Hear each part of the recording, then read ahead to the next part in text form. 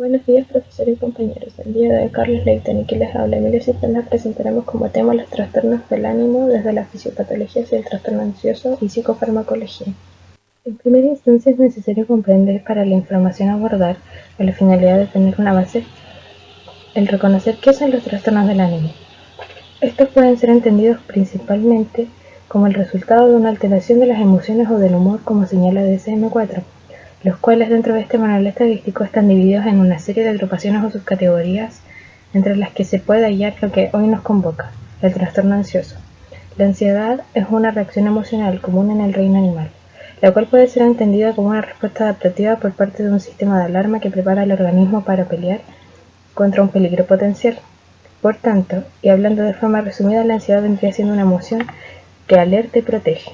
Es difícil separar la ansiedad del miedo y del estrés, puesto que estos experimentan síntomas similares a los que se observan en la ansiedad, y aunque se podría establecer algunas diferencias entre ellos, sería posible hipotetizar, en función de lo ya dicho, que tanto estrés como ansiedad y miedo son variantes de un mismo sistema de alarma. Entre los síntomas más comunes de la ansiedad se evidencian el aumento de la vigilancia del entorno, la dificultad para concentrarse, aumento de la tensión muscular y palpitaciones, sudoración, falta de aliento, presencia de molestias digestivas como síntomas autonómicos. Por otro lado, desde lo psicológico se halla la sensación de irrealidad y estar separado de sí mismo, agregando al marcado temor a volverse loco, desmayarse e incluso morir. Por ende, contemplando que la ansiedad en sí es la base de los trastornos que se han de abordar, es pertinente estudiarla desde la fisiopatología, entendiendo que este es el estudio de los procesos patológicos químicos y físicos, con la finalidad de comprender sus bases biológicas y aprender una nueva comprensión de la ansiedad como trastorno. Esto nos llevó a realizar una investigación en donde se halló que la amígdala cuenta con un papel fundamental en el procesamiento emocional. Si bien no existe una región única encargada de la integración de la ansiedad, sino que por el contrario existen múltiples centros nerviosos que participan en su producción y modulación, se ha visualizado, sin embargo, una gran concentración de regiones cerebrales implicadas en el proceso del desarrollo de la ansiedad en el sistema límbico, en donde se destacan diversas porciones de la corteza cerebral, el septo lateral, el hipocampo, algunas porciones del hipotálamo cercanas a la amígdala, algunas secciones del tallo cerebral y la misma amígdala, siendo esta una estructura situada en la porción anteromedial de cada lóbulo temporal y que posee forma de almendra. Esta desempeña un papel fundamental en el procesamiento emocional, en la respuesta al estrés, además de participar en ciertos tipos de memoria implícita. Reconociendo esto, es que se convierte en algo necesario poner atención a los dos primeros aspectos ya mencionados, ya que son relacionados con la fisiopatología de la ansiedad. Como se mencionó, la amígdala desempeña un rol central en el procesamiento de las emociones, siendo al mismo tiempo capaz de coordinar la activación tanto de las áreas que intervienen en la emoción, o también denominada como estado corporal emocional o expresión somática inconsciente. Es aquí cuando emergen las respuestas afectivas. Algunas de ellas son alegría, placer, sorpresa, ira, ansiedad, miedo, entre otras. Las últimas dos mencionadas, miedo y ansiedad, si se mantienen alteradas, constantes y dominantes, se convierten en una enfermedad y por tanto en un trastorno ansioso propiamente tal. Así como la pena es una respuesta afectiva normal a la pérdida personal, la ansiedad es una respuesta normal que se expresa ante situaciones que suponen una amenaza o temor. En base al esquema presentado con anterioridad, es que se pueden evidenciar dos formas de ansiedad, la normal o adaptativa y la patológica o desadaptativa. La primera mencionada se puede manifestar de manera moderada guardando relación con el estímulo que aparece, provocando así una respuesta adaptativa, que incluso puede llevar a dominar una situación difícil, mientras que en la segunda se expresa con un grado de alta intensidad sin guardar una relación coherente con la causa que la provoca, e incluso puede hacerse presente sin ser invitada o incitada a aparecer.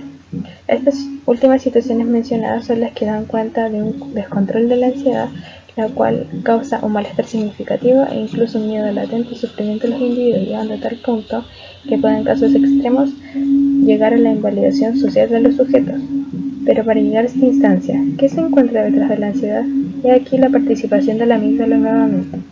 Esta, además de encontrarse relacionada con el procesamiento emocional, también tiene como función coordinar y regular las reacciones de alarma correspondientes al miedo y la ansiedad, por medio de proyecciones a estructuras córtico-subcorticales y estructuras del tallo. Estas proyecciones se dirigen a los sistemas neuromorales, autonómicos y músculos esqueléticos asociados con los mecanismos de respuesta a la ansiedad y el miedo. La amígdala también funciona, como se mencionó con anterioridad, como un centro regulador donde se evalúa la información exteroceptiva e interoceptiva, es decir, evalúa la información recibida tanto por receptores sensitivos ubicados en la piel como por las señales sensitivas enviadas por los órganos internos del cuerpo, dando lugar a respuestas viscerales y conductuales de alarma, estando su función mediada por receptores noradrenérgicos y benzodiazepínicos principalmente. Además de la amígdala como sustrato neuronal de la ansiedad, se halla que está constituido por el sistema septo-hipocampal, la sustancia gris periacueductal, la cual se relaciona con la respuesta al miedo, puesto que el peligro inminente se transmite desde la amígdala desarrollando un comportamiento defensivo a través de la sustancia gris periacueductal lateral, mientras que en el caso de ser un peligro menor provoca un comportamiento de congelamiento por la vía de la sustancia gris periacueductal ventrolateral. También es necesario mencionar otras zonas implicadas, tales como el núcleo rufe y el colículo inferior, donde la estimulación de este último genera reacciones de defensa y respuesta de congelamiento y escape. Por otro lado, según diversos estudios realizados durante las últimas décadas, se ha establecido el supuesto de que algunas reacciones ansiosas y fobias se producen en consecuencia del apareamiento accidental entre un evento desagradable y un estímulo que de alguna manera recuerda las condiciones, lo cual tiende a ocurrir mayoritariamente en la infancia. Es por esto que se hablaría de un condicionamiento del miedo el cual produce la ansiedad. Mediante el estudio de las bases neurobiológicas del miedo, se encuentra que los estudios se han focalizado en la amígdala, o también conocida como cerebro emocional, como estructura cerebral concreta, puesto que esta área desempeña un papel clave en la búsqueda y detección de señales de peligro. Si no tuviéramos amígdala, probablemente no sentiríamos miedo, como le sucede a las personas que sufren la enfermedad de Rockwilling, una patología genética poco frecuente que produce una calcificación lenta de la amígdala. Sin embargo, estudios recientes con humanos han demostrado que el miedo va más allá de la amígdala, puesto que existen otras estructuras cerebrales relevantes que contribuyen a dicha emoción, tales como la ínsula. Esta estructura se encuentra en la superficie lateral de ambos lados del cerebro por detrás de la cisura de Silvio. Integra información cognitiva, sensaciones fisiológicas y predicciones de lo que pasará. También procesa la información de los sentidos y las emociones que provienen de la amígdala, de forma que nos permite afrontar las situaciones importantes o amenazadoras. Asimismo, participa en la conversión de un estímulo neutro a uno condicionado que genera miedo, de modo que predice y anticipa las posibles consecuencias negativas del mismo. Por tanto, el proceso de la ínsula para reaccionar al miedo sería captar la señal de alerta que proviene desde la amígdala para posteriormente actuar de forma rápida y velozmente activar las respuestas fisiológicas pertinentes como la sudoración o aumento de la frecuencia cardíaca en función del miedo. Un ejemplo de esto podría ser cuando una persona se enfrenta a un ladrón. En ese momento las respuestas de alerta comienzan a emerger y el cuerpo se prepara para la lucha o huida.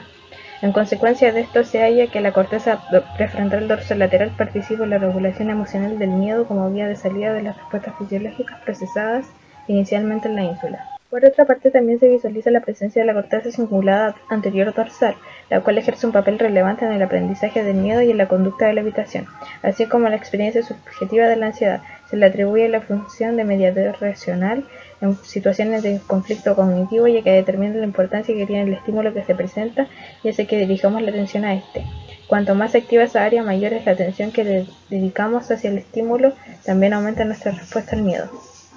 En virtud de lo expuesto, como ya se ha relacionado previamente, es posible decir que el miedo se convierte en un componente crucial para el desarrollo de la ansiedad, debido a que desencadena una serie de respuestas internas que dan pie a la ansiedad. Derivado de esta ansiedad, desde lo patológico es posible encontrar diversos tipos de ansiedad, tales como el trastorno de angustia, trastorno por estrés postraumático, trastorno de ansiedad generalizado, fobia social, trastorno obsesivo compulsivo y otras formas de ansiedad.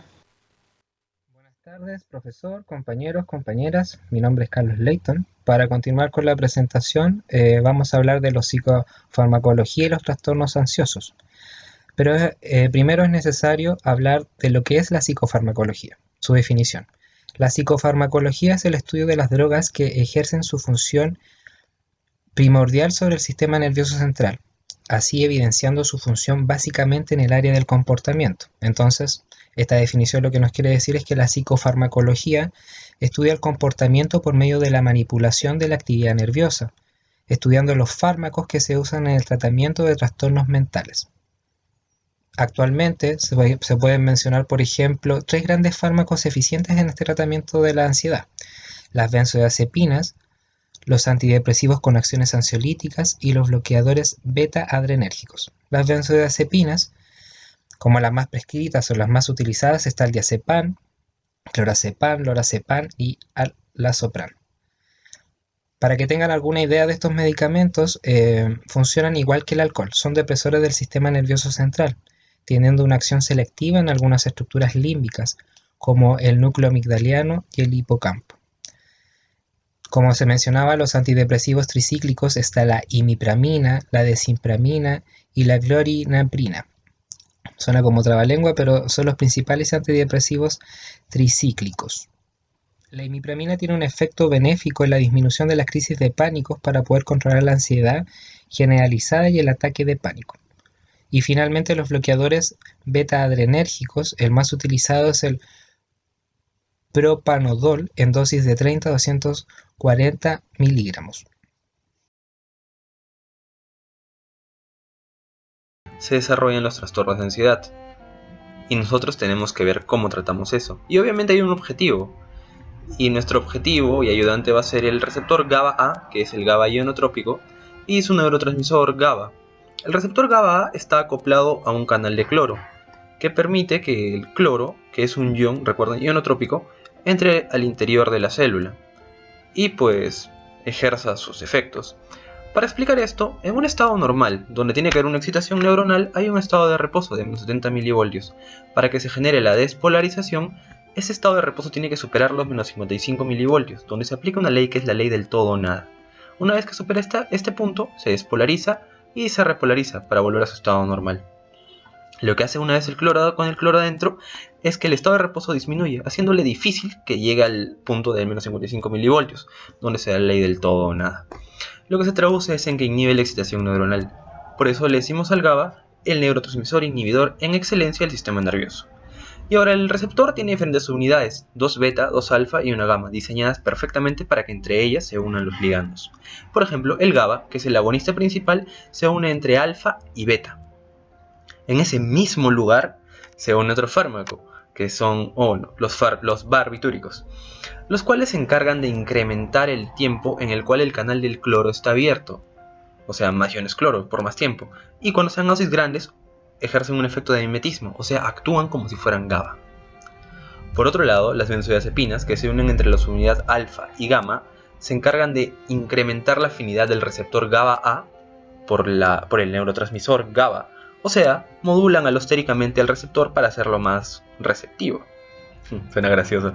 Ahora, entre los efectos, para los cuales nos ayudará nuestro amigo el panda, tenemos a los siguientes. Recuerden, el panda está medio sedado, así que el primer efecto se da los efectos sedantes, entre los cuales encontramos cierta sensación de calma, y denominamos a esto como efectos calmantes. El panda está calmado.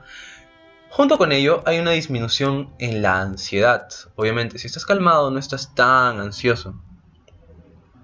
Y también hay otro efecto que se trata de una desinhibición de conductas reprimidas por castigo. O sea, se desinhiben todas esas conductas que te dijeron que estaban mal y están mal vistas por la sociedad, como bailar desnudo a las 11 de la noche en un semáforo. Otro efecto es lo de la amnesia anterógrada. O sea, que no recordamos nada de lo que pasó mientras el fármaco hacía efecto. El panda está medio dormido, así que hay efectos hipnóticos. Todo fármaco sedante es hipnótico cuando se dan dosis muy altas. Entre los efectos hipnóticos encontramos que hay una disminución en la latencia del sueño, o sea, te quedas dormido más rápido. Y tiene efectos sobre el sueño REM y el no REM. Continuando con los trastornos, es importante dar una definición del trastorno de pánico que se presenta frecuentemente, por ejemplo, en contextos de urgencias, como un dolor torácico, disnea, o también la persona cree que es una afección cardíaca como un infarto. Generalmente la sintomatología física de este trastorno dura alrededor de 10 minutos. Las crisis de pánico están asociadas a una gran cantidad de síntomas como las palpitaciones, la sudoración, las molestias abdominales, los mareos, la inestabilidad. Acá también como fármacos más utilizados en primera línea, por ejemplo, está el citalopram, en segunda línea está el clonazepam o varios DIAM como el diazepam, etc. Y en tercera línea se encuentra el divalproato. Como recomendaciones farmacológicas, acá los fármacos más exitosos para este trastorno son los inhibidores de recaptación de serotonina. Siguiendo con la lista de trastornos, nos encontramos con el trastorno obsesivo compulsivo. En cuanto a su definición, podemos decir que el TOC es un problema de ansiedad más sobresaliente, con una sintomatología con recurrencia de pensamientos permisivos como ajenos y compulsiones ligadas también al alivio del malestar. Por ejemplo, acá podríamos decir, sobre todo si lo llevamos a un contexto actual como en la pandemia, que una persona que se obsesiona con la limpieza, sobre todo en un contexto como este, tiene que limpiar y limpiarse todo lo que esté en su contacto. En resumen, ahí se puede evidenciar lo que es la obsesión y la compulsión. La obsesión relacionada con la cognición y la compulsión como la acción de tener que limpiar. También es importante mencionar acá la incapacidad que tiene este trastorno en cuanto en el ámbito de las relaciones sociales, familiares y laborales. Es bastante complejo. Dentro de los fármacos más utilizados, bueno, se puede ver alguna revisión histórica entre los años 60 y 90, donde se utilizaba el clomipramina, o conocido como anafranil, un antidepresivo tricíclico, y en la década del 80 aparecieron los inhibidores selectivos de recaptación de serotonina.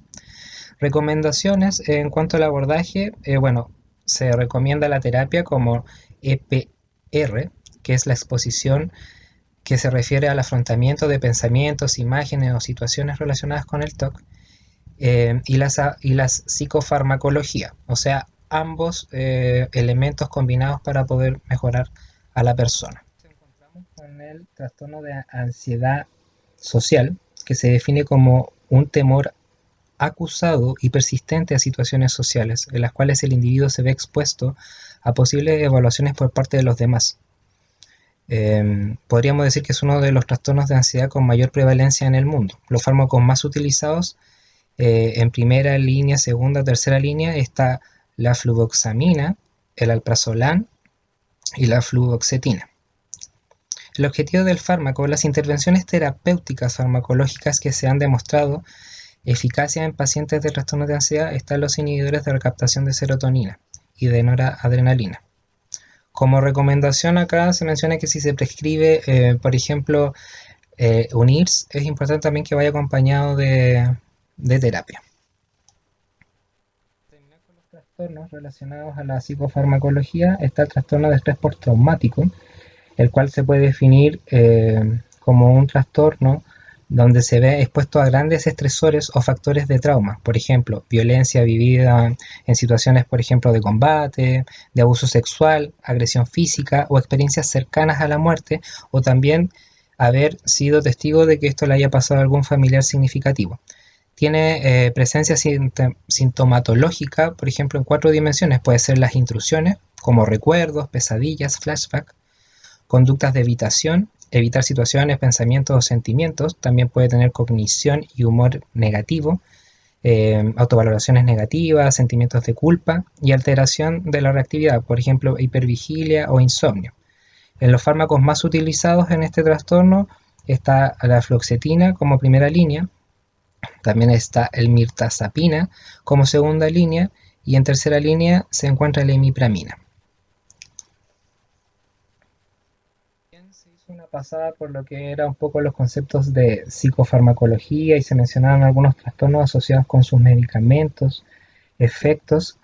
Es importante también pensar que la psicofarmacología, si bien estudia la acción de los medicamentos sobre el comportamiento, la cognición y la emoción de las personas, es necesaria para tratar también diferentes trastornos, como lo mencionamos anteriormente. Es importante, yo creo que como psicólogos, poder también enlazar la terapia, es decir, sumarla para poder complementar y favorecer la calidad de vida de las personas, en conjunto con los medicamentos, y para esto generar un complemento y mejorar la práctica psicoterapéutica y el tratamiento de los trastornos.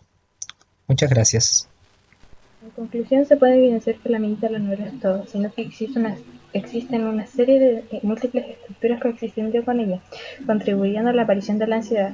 Desde otro punto también se concluye que la psicofarmacología es un componente de gran ayuda, ya que coopera tanto en la inhibición como excitación de determinados neurotransmisores, aportando así a la disminución de la sintomatología del trastorno. Cabe añadir que si bien se encuentran fármacos específicos para cada trastorno, algunos de estos igualmente pueden ser administrados de forma repetida en otros trastornos de la misma índole.